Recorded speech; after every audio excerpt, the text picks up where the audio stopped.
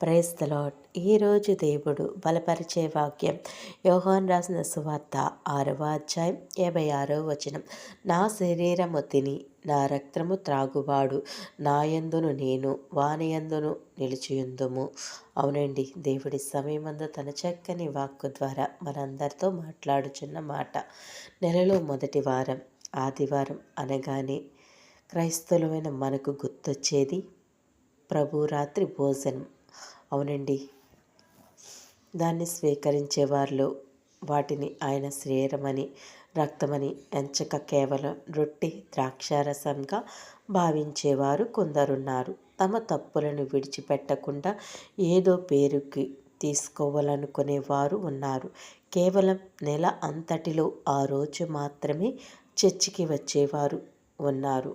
అలా చేయడం వల్ల క్రీస్తు శిక్షలకు లోనవుతూ కొందరు బలహీనతలకు, కొందరి రోగములకు, మరి కొందరైతే మరణానికి గురవుతున్నారు.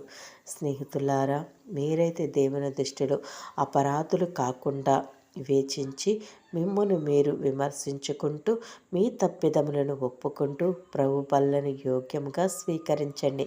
ఎందుకంటే ఆయన శరీరం తిని ఆయన రక్తము త్రాగువాడు నిత్య జీవము గలవాడు.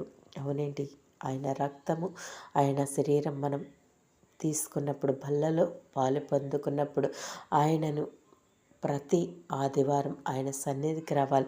ప్రతి దినము ఆయనకు ప్రార్థించాలి. అలాగే ఆయనకు ఆయుష్కరంగా మీరు ఏమైనా ప్రవర్తించుంటే కనుక మీరు రొట్టె ద్రాక్షారసము అంటే ఆయన శరీరము ఆయన రక్తము త్రాగు కన్నా ముందే మీ యొక్క అవిధేతలు ఆయన సన్నిధిలో ఒప్పుకొని విడిచిపెట్టి పరిశుద్ధంగా ఆయన పళ్ళలో పాలు పొందుకుంటే దేవుని దీవెనలు ఆశీర్వాదాలు పొందుకుంటారు.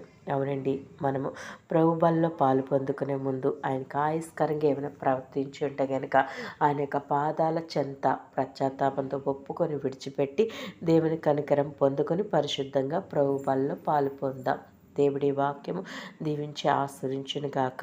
ఆమేన్. ప్రార్థన.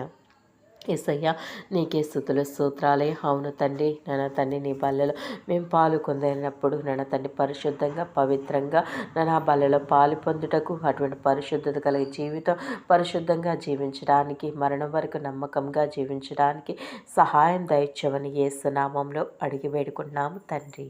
ఆమేన్.